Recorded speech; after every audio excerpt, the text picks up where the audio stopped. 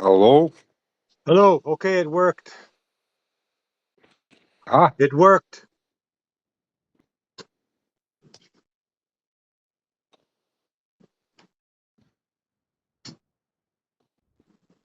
You ready? born ready. Okay, good. Okay, it's Sunday, All day. July 19th, It is so. 2026. Okay, last time we spoke, you were working with a group of people from Frog Lake, Onion Lake, Saddle Lake, and you spent some time with them for a while. What's happening with that bunch?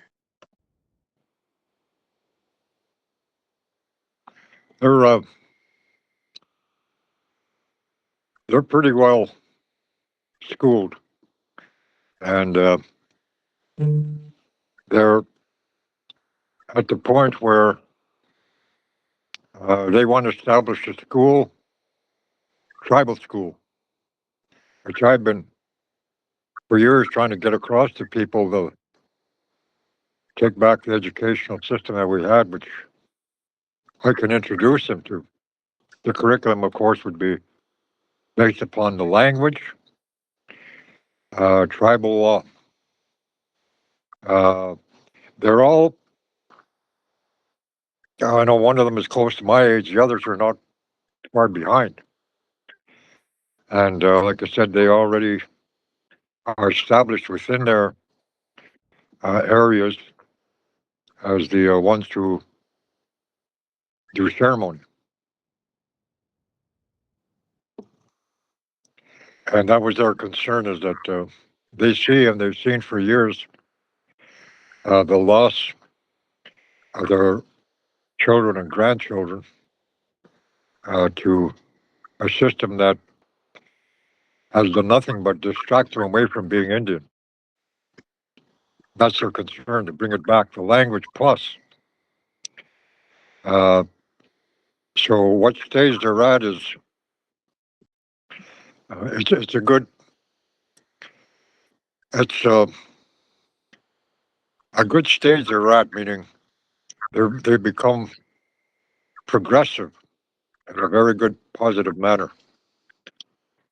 So I'm looking forward to helping them to establish that school because along with that they've got a good handle on the languages, both like uh, Sagao Nehiawk, a little bit different than Pasqua Nehiawk, Ashnerchi Nehiawk, a little bit different. Ours is like plains from the mountains. The north is a little bit different. So from them, I could learn that northern dialect. Uh, but they pretty well understand each other because the words that I use, they use a little different word, but they understand what I mean. And I got to ask them. I'm the student among them for their dialect, which is pretty interesting. But it's going very well, very well. I'm pleased. Uh, but I'd like to open with another issue that I've not avoided, but I did say that I would address it, and I'd like to do that uh, Sure. at this time. It wouldn't take long. Okay. It has to do with uh, the murder of Indian people on a part of RCMP. Now I say murder because they have a clearinghouse. They got a watchdog organization, which is about as effective as a mosquito's fart. And I'm sorry, I didn't want to offend a mosquito, but they're always cleared of wrongdoing, of committing crimes, killing people, Indian people. So the one that comes to mind is a family of the late young man, 15-year-old, known as Hoss, Lightning. Now, his grandfather asked me to do something about it, and in the area of their law and in the box law, I can't. I told him I don't want to touch it because the interference is coming from the chief and council, who is, probably a lot of them are concerned for their people, but they make statements that I don't like at all.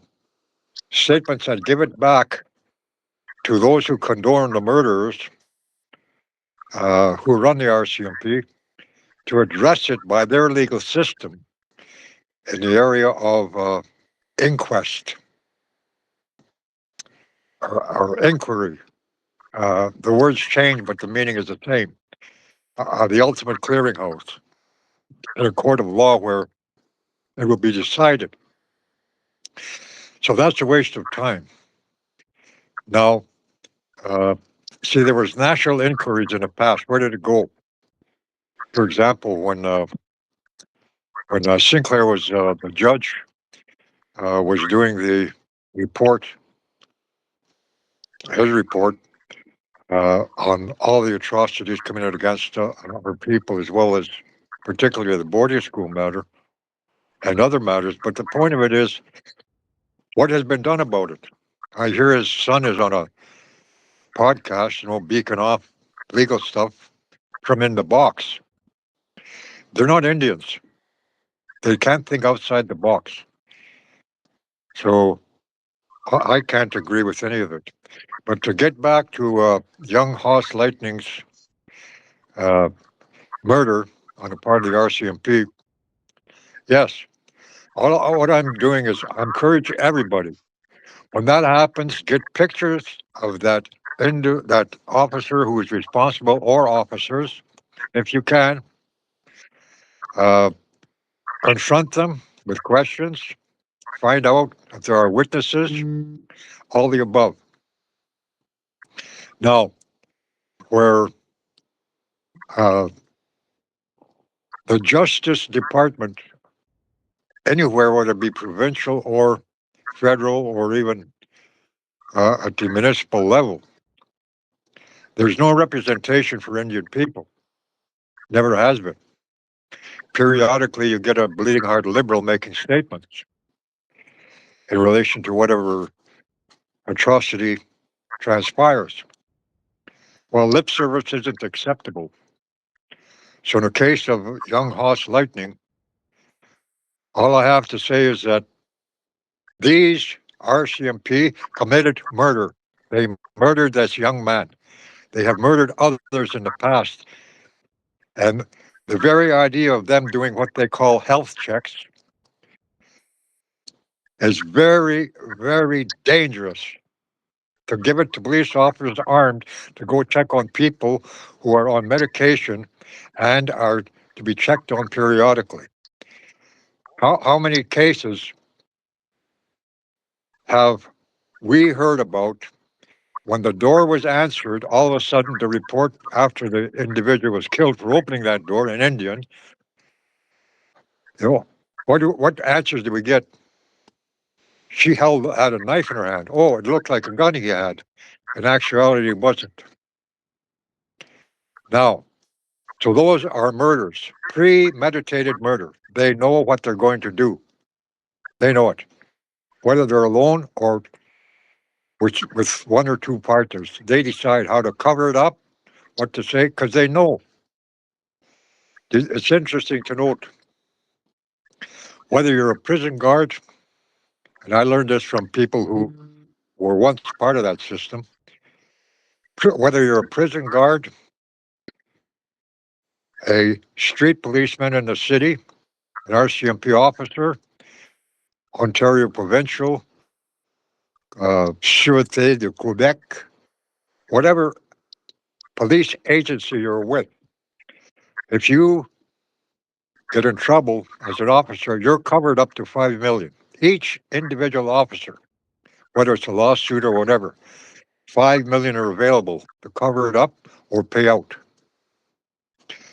There aren't no payouts from RCMP that I know of, other than they're convicted in a court of law, which seldom happens. And it's usually another issue, not murder. So, to the Lightning family, who I'm related to as well as the Saddlebacks, I have to tell you and encourage you to tell the people to get record of all these officers, all of them. The one officer who did it, he's originally a Hindustani. I don't use the term Indian because that is not who they are. They're Hindustani people. I'm not running down the people altogether. I'm pointing out that this man is a Hindustani. And what I understand, many of them were raping our Indian women right there in the city you live in. Taxi drivers, you name it. Now, the same thing was happening in Regina and cities where there's a large population of Indian people.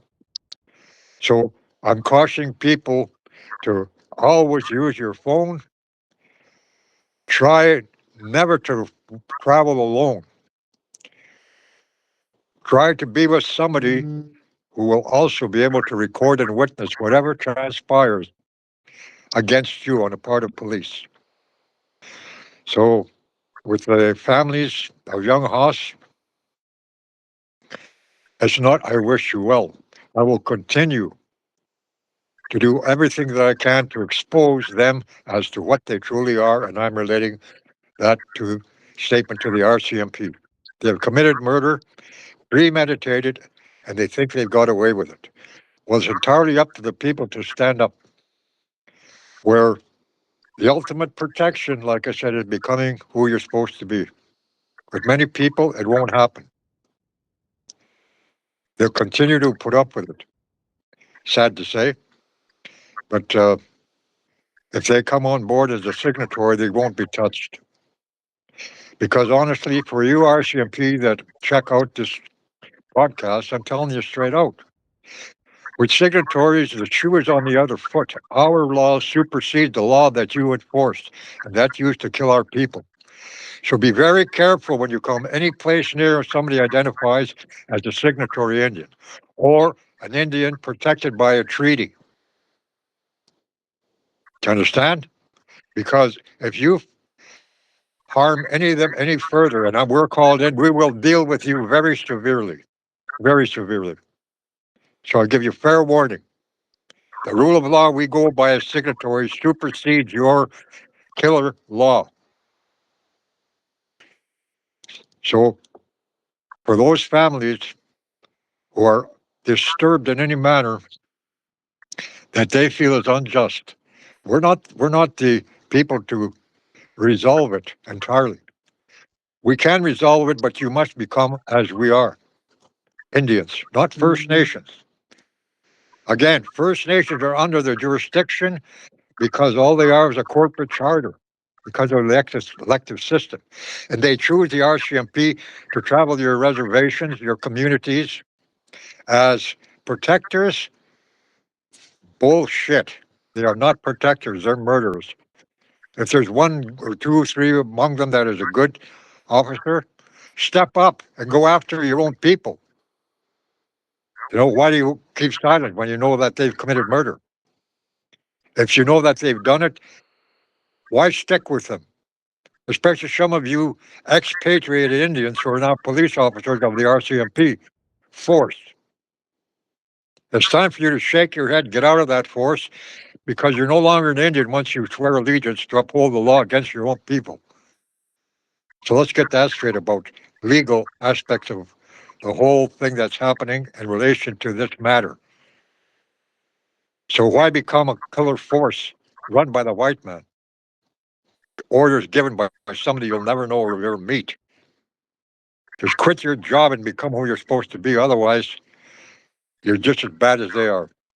Well, moving on. Thank you for your time on that matter.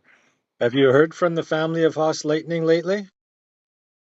Like the, No, I haven't made contact for some time because, see, the last thing I heard, some of the family were prepared to go along with the idea of an inquest or inquiry. Uh, like I said, we've been through that. So if that's their objective, I don't want anything to do with it because it gives it back to those responsible for the RCMP and their actions to redress that matter. And usually it's in their favor, Hmm. not ours. Well, So in Alberta they got what, ACERT? Can't remember what it means, but Special Investigation Unit. And like any other that's jurisdiction, yeah, you've already pointed that out. Like any other jurisdiction, it's basically a rubber stamp. Um, they exactly. will clear people. The inquest, on the other hand, will bring out details, but the inquest is not supposed to cast blame, or it's not a trial. It's just, well, this is what Yeah. happened, and in order to not happen again, we recommend that don't fight with the cops or whatever. So, Well, sometimes it gets to the point. Even myself, when I was younger, I did fight with them because they attacked me first. So I get charged with assault for defending myself, and they pull guns on me like they've done for other people to to effect their arrest. I become dangerous because I stand up for myself. Now I don't have to strike back. I strike back with law, and that's it. So for a lot of people, you will remain a victim for as long as you do not become who you are. I keep saying that, but I really mean it. I would like to see you on board so they can never bother you again and you live by a rule of law that protects you totally and they can't bother you. Now, I can qualify that, but not at this time. There's some other things to discuss, like taxation of Indian people is supposed to be protected by a treaty, such as yourself and others. Does that ring a bell? let's hear more. Pray tell. All right. Why am I paying income taxes when the guys down the street aren't? Okay. There's even white people that I know of who they don't pay any tax or they haven't paid any tax. Now, there's a couple of them that I know of. They say similar things when uh, one of the guys from our area, he's a white guy. Uh, the when the taxation office called him, the woman said, "Oh, there's no record of you paying tax." Blah blah blah is their usual pitch. No, so he said, "When you can tell me what happens to my tax dollars, only then will I perhaps pay the tax." Never heard from her again. And that was a couple of years ago. Now, in time, ultimately, they will enforce it in time, and they'll use force. They'll pass a bill that allows them to use force against people who don't pay tax. Now, for Indian people, remember always, don't look at treaty stipulations totally. And when I say totally, you pointed out, well, health and whatnot. Well, they created the sicknesses, so I guess you got to look to them to for the cure. Not entirely. We have our own people who are good with herbs, good herbalists. So that's what we should be looking at. Now, the other thing is this: the stipulations of a treaty. The stipulations are invalid because they were written not by the Indian who is the sovereign. In some cases, the treaties were signed by those who they were not sovereign. They were not signatory. Now, it's pretty easy to determine when you find out who it is that signed the treaty. But getting back to it all, here's the ultimate in treaty. Remember this because then you're covered. And I will do whatever I can to make sure that it's honored. Treaties can only be based upon peace. I'm going to say it again. Treaties can only be based upon peace. They cannot include the surrender of land, imprisonment of people, taxation of the people, no matter where you work. So, what it contributes to is the desire for most Indians to seek the position as chief or counselor so they don't have to pay tax. It's the golden carrot they wave. Look, these guys don't pay tax. Oh, what's their ambition? Get elected, tax free, off the reserve in the city, urban reserve, whatever title. Nobody agreed to any urban reserve. Nobody agreed to any reserve. But where alienation, severalty, and guardianship were applied, our people didn't understand those terms. That's international law, how you are to treat prisoners. If people don't get it, I'm going to remind you of this. What I've heard from old timers before my time, before I became the old timer, they related when they were younger, the time they had to have a pass to leave the reserve to go anywhere. And they had to be back by a certain time. That pass was issued by the warden. Oops, uh, was that a mistake? It was issued by the man put in charge of that reserve, Indian agent. Now, the redcoats were the ones who enforced the laws, alienation, severalty, and guardianship. So they were the alienation, severalty, and guardianship applies to prisoners of war. Now, like I said, our people didn't understand that. The point of it is, if you understand who you are, you got to question, why are they treating us this way? They've committed every crime, whether it be international, involving international law. In many cases, they violated the ultimate, I'm sorry, excuse me, tribal law. So that's where it comes into my area at this time on this earth. Not me alone, but I'm the only one that teaches it. So what I'm saying to our people is, if you really, really want to put an end to that taxation issue,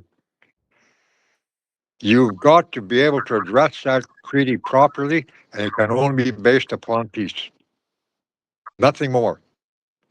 Because if they continue the concept of keeping you in a state such as a penitentiary, it's the same thing. Your reservation is a place where prisoners of war are kept. Got that? Now, so what do? Indians in a city, they're getting overpopulated. Well, they got to ante up. So as long as they can keep that system going and control over the Indian, they'll allow them, as you said, tax-free, tax-free positions as chief and counselors within the city, off the reserve. Now, putting all that aside, if people like yourself understand tribal law, which you do, you are protected, and that will be addressed in relation to taxation and every other issue that constitutes a crime. So the fact that you're being taxed in itself, in essence, is a crime. It's a crime. They're in violation. In actuality, they're stealing from you. A lot of people have said to me, well, they own the system. They don't own any system. They don't. No, they don't. As where Indians are concerned, they don't. Provided you know how to identify as an Indian. Because remember, these treaties were made with Indians,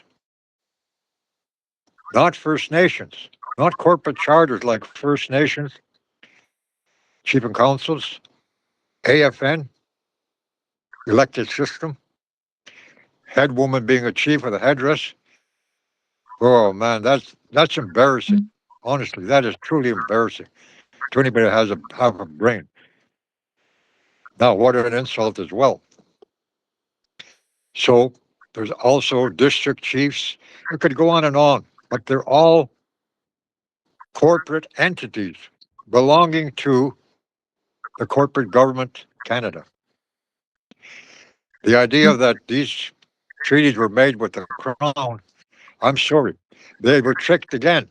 They were made with businessmen who were responsible for the Hudson Bay Company being taken over and converted into a corporation called Canada. Now, those who were sent out to make the treaties with Indians, they were not sovereigns. They were businessmen with titles issued by the crown.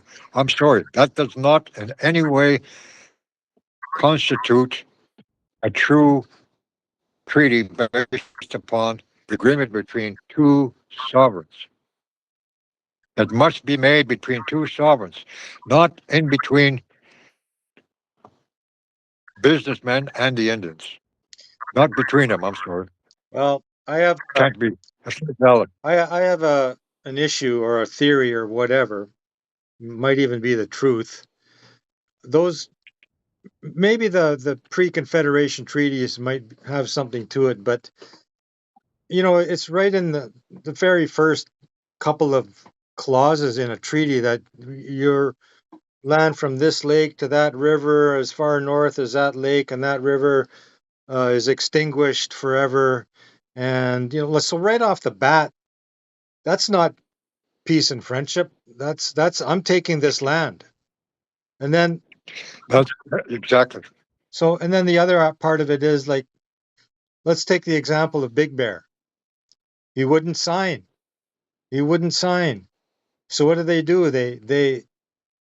They starved them. So he finally signed under duress so he could get rations for his people, what was left of them. There's a crime right there. Crime. So he finally signs that treaty. That's a surrender. I mean, where is the peace and Remember, friendship there? remember, that's exactly it. Remember the background of it. They chased his people everywhere because he wouldn't sign. So a lot of times they had no time to hunt. They were always on the move, evading redcoats. So, in pursuit of a people who are actually a sovereignty and making them submit is a crime. It's a total crime. Now, your enemy has no legal standing whatsoever to say your borderline runs from that river to this lake. But no, they have no say in this matter. As soon as the Indians accept it, that's sanctioning it by the Indians themselves. Yeah, but I don't Because most Indians were still sovereign. yeah, I don't think anybody really understood that was what was happening. They thought they were just making a good. That's exact. That's exactly. You hit it right on the head. You hit the nail right on the head. There was no understanding of the cunning of the white man, as that one said, one of the treaty commissioners. You're to learn the cunning of the white man. Well, what that's saying is like, hey, we're cunning, and we're gonna really do it to you. When you learn the cunning, we'll decide. Again, it's not a recommendation. Now, that's what some people interpret when they see that statement made by that commissioner. I think it was Liard. I'm not sure. I'm just when I read it, I almost fell over. Thought, Jesus, but have a look at this thing here because the cunning of the white man. They call it. Some interpret, like I said, that means we get education. We get a free education. Well, look what that education has done. Not everyone has been affected by it, but the majority have. Why are they? Why are our people running in parliament? Because they don't know what Indian is anymore. And I hear this one guy, Billy Moore, standing up for the people and all that. That guy sold out Enoch Reserve for $5 million. You won't last in a white man's world hiding there as a politician, Billy. The people know what you did. So he sold out for that reserve to become under municipal status. So their big casino and everything else they have there, River Cree, they're surrounded by everybody you can think of, white people, Hindus, whoever. That can be taken as soon as it goes under the surrender, called what? I don't know, Treaty 6. You know. I don't know what it's called. So that pulls it out of the protection of Treaty 6. See, the treaty, if addressed properly, peace only, it becomes valid, not by the stipulations, by the rule of law. But Indians don't know how to apply that rule of law. And I'm trying to teach them. And I addressed the chief and council at Enoch. It was arranged by somebody else. I didn't even know what was going on till I got there.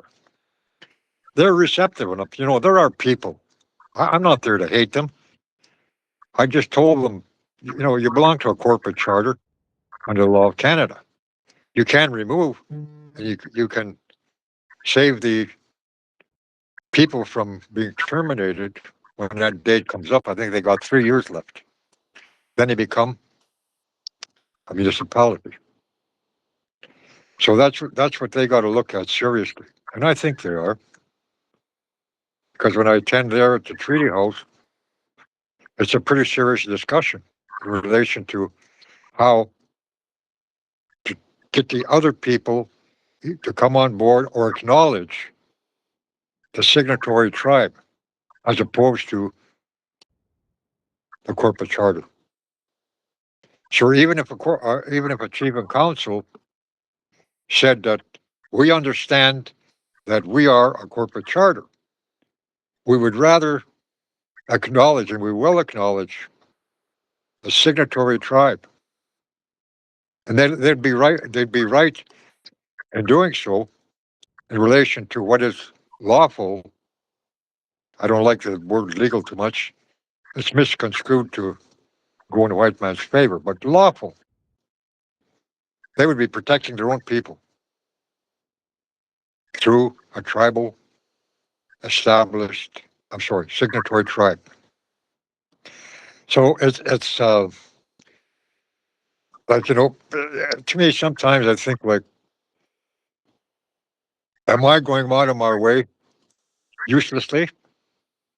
When I look at what we brought up in the past, uh, the court cases, you know, the judges don't like it, but they understand exactly what is being presented. If they don't understand, of course, they have a look at those who understand international law and those who are actually not totally schooled in tribal law, but enough to be able to recognize an individual who is a member of a tribe or the tribe itself.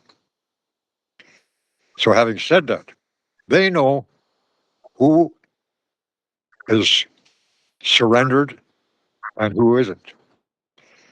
But when you take that treaty and bring it to the international level, you know, like Curran, J.J. Curran said, 1897, we contend that these treaties are governed by international, okay, rather than municipal. Now, municipal, if you go back 1897, municipal is like everything we talk about.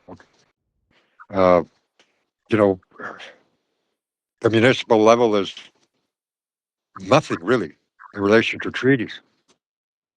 It's nothing. That's where it's at now.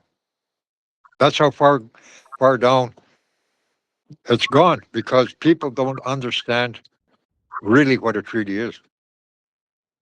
And you got corporate chiefs believing that they're sovereign and screaming it. That in itself at times is embarrassing for those who are knowledgeable. But you know, in all of this, taxation is one of the most powerful things that can be addressed. Now, I can address it for you, but I'd rather address it for a particular group, should they be interested. Because When one individual does it, now they'll wait. They'll still wait to see. Oh, I wonder if it works. I wonder. The point of it is, you've got to understand how it works and how to protect yourself thereafter. The very idea of waiting till the end of the year and submitting all your receipts or whatever in relation to taxation, that's by their dictate under their law. So if you abide by that, you're admitting that you're under their law. Taxation can't be addressed. Let me give you an example at the international level. Now, whoever it was, I praise them for their effort. But it came up, it came to light that there was a few people who had all the documentation, everything that you could possibly think of in relation to the issue of the crime committed against those of us who were kidnapped and put into the boarding school system. Okay? Now, China accommodated. China was ready to take it to the World Criminal Court on behalf of those who approached China. So they're ready to do it. Now, it would have worked, but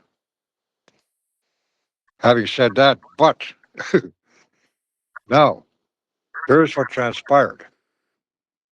The AFN was offered billions, settlement in billions of dollars in relation to this matter to do with the children, Indian children. Now, what prevented it was there's a woman named Cindy Stock, what, Blackstock? As well meaning as she was, she accepted an offer. Okay? Understand this. Internationally, they're using the Indian against the Indian. Why did they need China? Because China could make those guilty to attend a world criminal court. China's got a lot of power in that respect, in that regard. That issue was very interesting to China, and it still is.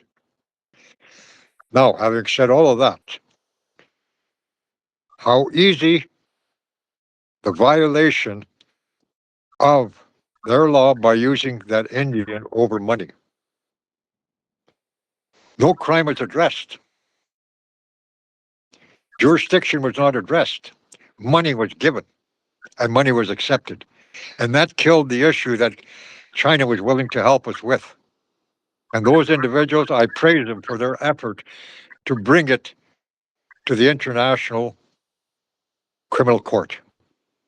China being the one siding with us to have it done, have it addressed. So it can be done. Now, I step in and I'm now communicating with China. So should they do it again, we have only one reason to go to that criminal court, and that is as the prosecution. That's it. Because our rule of law supersedes. Now, for China doing it, that's where we present that rule of law that every country of the world is going to hear, and they're going to have to understand that they're superseded by law. Now, there's a lot of them that have probably been waiting for this time when the American Indian will step forward. You know, so maybe a lot of them are expecting somebody a lot darker skinned than me with an old style Indian accent, but knowing what they're talking about, with braids and all the other stuff that goes with it, or a big headdress. I'm sorry. That's not me. I know who I am and I'm comfortable with who I am. And I know my bloodline. As a matter of fact, my great great grandfather missed it. It was told to me recently, and they got an 8-foot picture of him right in the. You were, it's unbelievable. When I first saw it, who's this old guy? I could never find him. I just heard that one of my great grandfathers was called the horse. I couldn't find him. Here he is right on the wall when I got to the treaty house. That, So okay. it was explained to me, and it was said twice by two individuals that for his time, he died in the 30s, I believe. He was over. He was 126 or something in there, and he had the purest of Indian blood in North America. I was told that, meaning there was no white man blood in him. Now, and having said that, so his bloodline, it always went to the woman's side. So my great great grandfather married his daughter. So my kohom is his daughter, and he's my Muslim, the Muslim one, Okay. Muslim. So that bloodline going to the woman's side, my kohom, and her name was Muslim. He passed the name to her. So which is an old tribal matter. So bloodline, I'm covered, and I believe this government damn well knows it because they've kept, like we talked about earlier, they go by blood quantum. They're probably hoping I was what is it, 132nd or 125th or whatever Indian, and they could terminate, do away with me, not acknowledge me as an Indian. Well, it burns their ass because they have to, because they know my bloodline is real. They have track of it. Now, having said that, in your case, for example, there are others who think similarly about you, but their concept of regaining taxation is not through lawyers. All lawyers can do is cut a deal. They can't address jurisdiction, and they cannot bring about I'm sorry, they can't bring forward the proper law that this government has violated in relation to taking money from Indians. That's theft. The same as they took the land. So the treaty dictated by the other party, that's not a treaty. In essence, it is not a treaty. No. And when people talk about this right and that right, that's dictated by your enemy, what your rights are. It's like, the blacks in the South. Well, why did they why were they given civil rights and not citizen rights? Because it was dictated by that government saying, we decided what your rights are. Now here they are. Fight for them. It's the same with the Indian. Here's what your rights are. Fight for them. But the treaty says you are of your own tribal nation. They are of their own white civilized nation. And they're never to impose their law upon them. How many times has it been addressed by the Eastern tribes? And even those Eastern tribes, when I had a look at some of their treaties way back with the French, they predate Confederation. They predate the establishment of any French colony. There was no colonies until they made settlement or the treaty with the Indians. So when I was down there, I tried to explain to them, look, it can only be based upon peace. The stipulations, were they agreed to by you or were they dictated by you? There's a difference. If you agree to them dictated by them, then you're allowing them, you allow them to dictate your future. That is not a treaty. So some of them, when I look at it, the date matters in their case. Out here, it's a little different. But theirs is the same. It can be brought up at any time that they had never, ever experienced peace after that treaty was signed. All of them agreed to that when I talked with them. Well, we never seen peace in generation before us or the one before us, as they were told.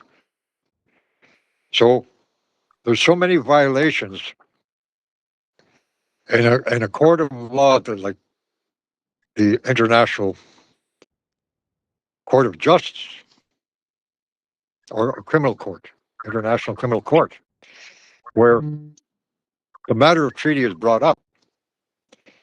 The people got to understand they don't go straight to the criminal court. No. Once that is done, China, as a world power, will start to deal directly with us, provided we, there's resources they want. But we must insist that they go by our law. And our law says, well, today, you want a 10-foot tree, a foot and a half across, that'll be $25,000. See, they have trade embargoes, they have all kinds of import tax, export. We could cut a deal with China where we can distribute their goods that we desire or that are useful to us. We'd be the one to clear the road. There would be no import tax for them. There will be not an excise tax, there will be an agreement. There will be an agreement in relation to true trade, but it will be determined by our law. So we use our terms as reference in law, tribal law. I think China would agree immediately because for the embargoes they're paying Canada, to allow them into this country to exploit the resources, they pay a lot. Now, uh, it's not so much to undercut Canada. No, it's to take back jurisdiction in every area possible. In the world of business and commerce internationally, we can do it, and we should be doing it under the protection of a signatory tribe.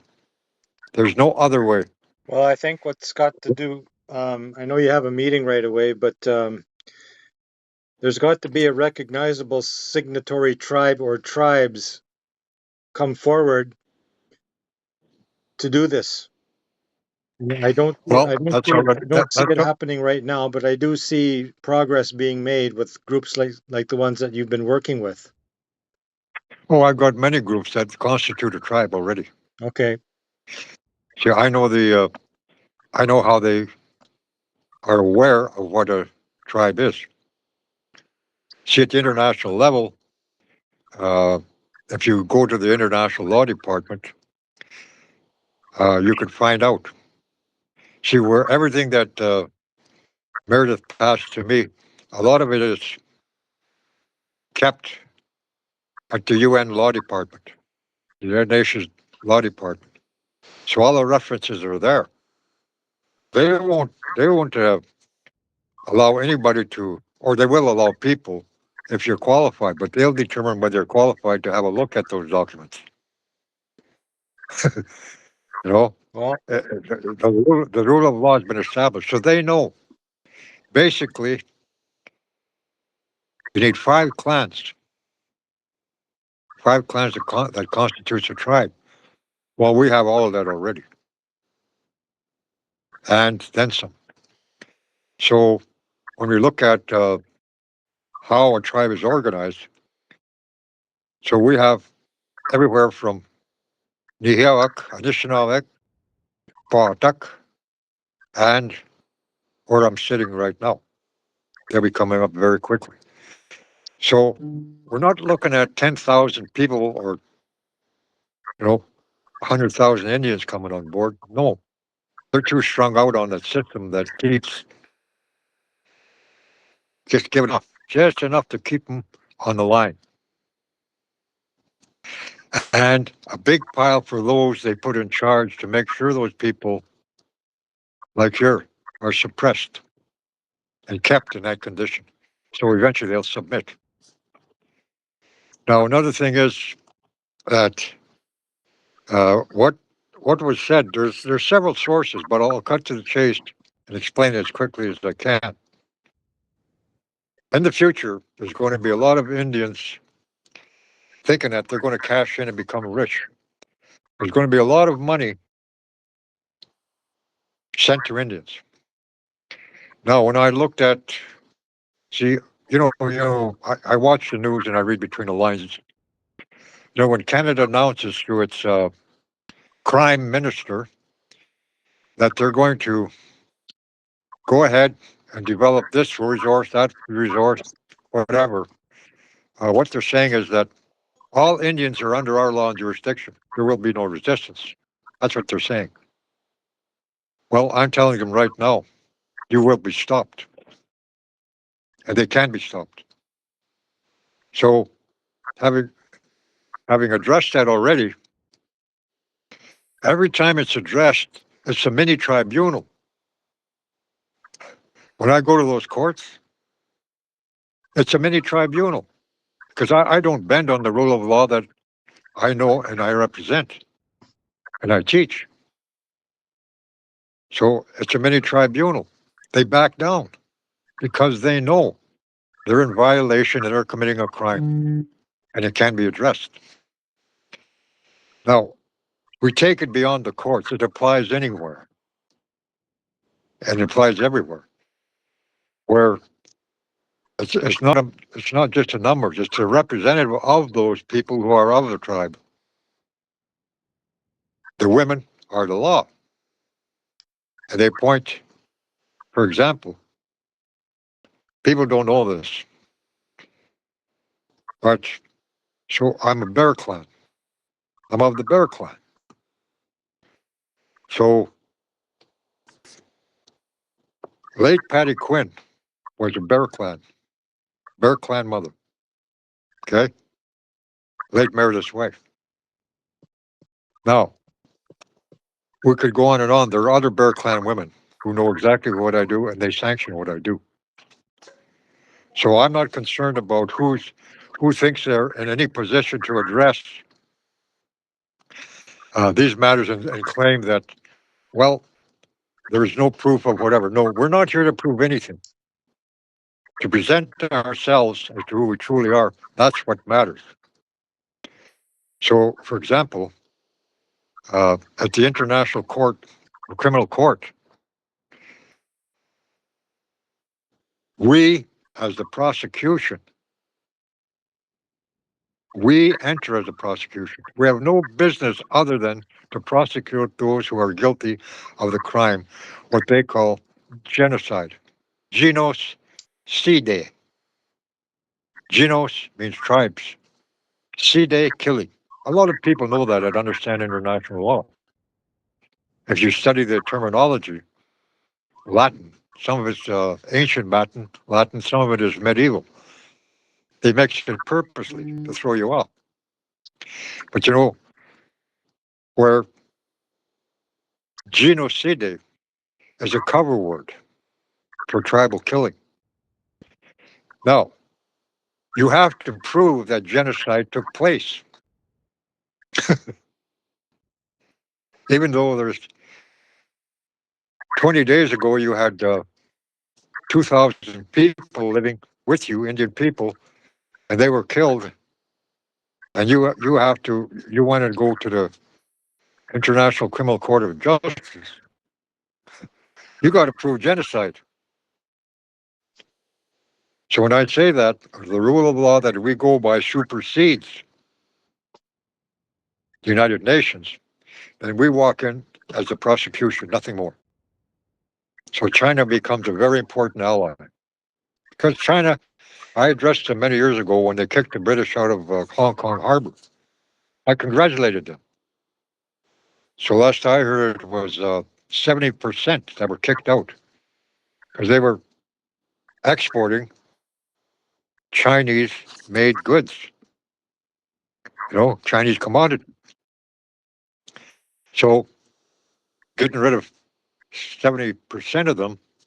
Now, the 30% that were allowed to stay, they go by Chinese law.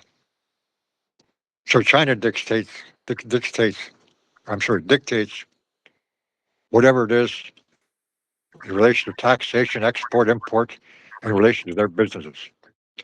So that's taken total control.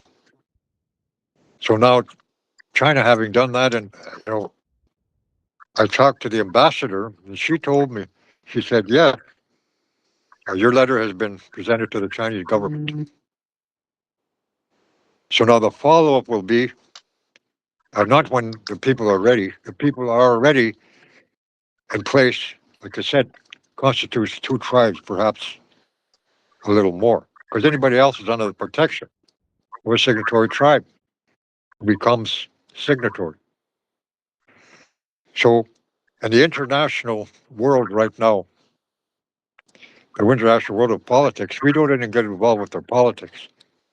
By our rule of law, otherwise, what is that expression? My way or the highway?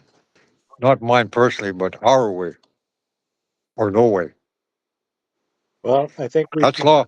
I think we're getting into real international stuff when you bring in people like the Chinese, but let's talk about that on another night.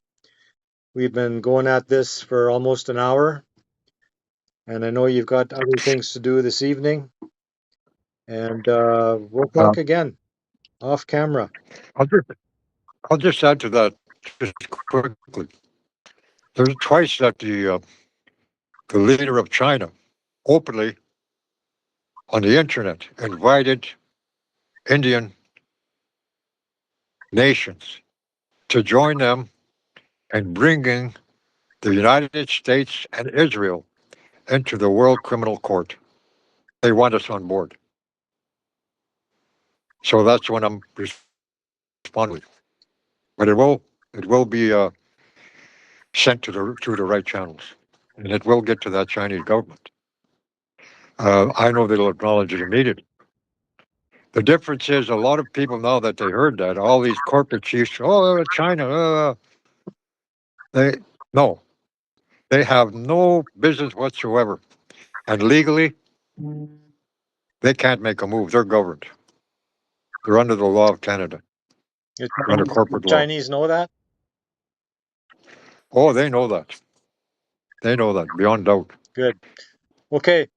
But if it's necessary, I'm going to give them a crash course. So, in ending everything, I'll say this: there's many more things to discuss, so we'll end it for now.